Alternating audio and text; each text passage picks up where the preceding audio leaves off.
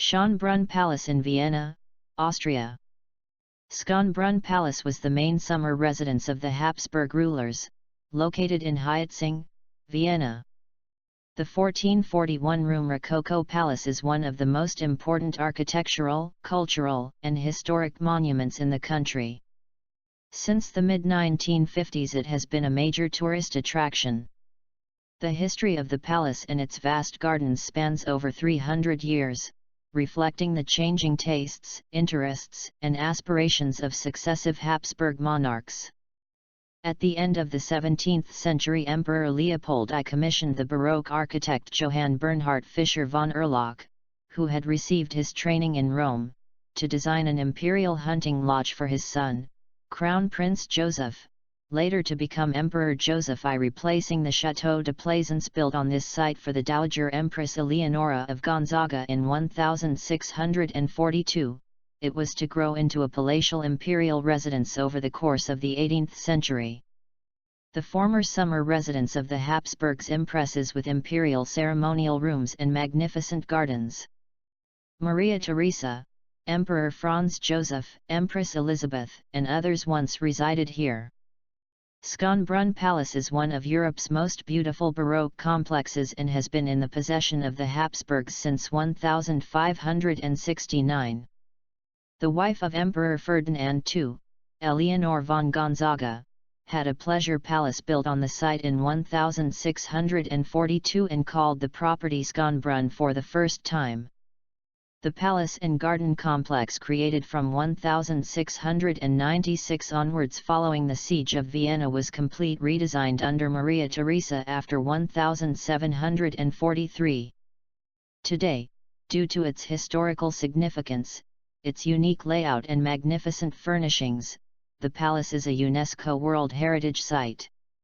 The sculpted garden space between the palace and the Neptune fountain is called the Great Parterre.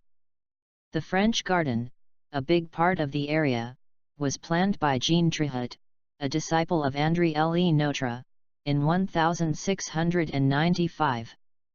It contains, among other things, a maze.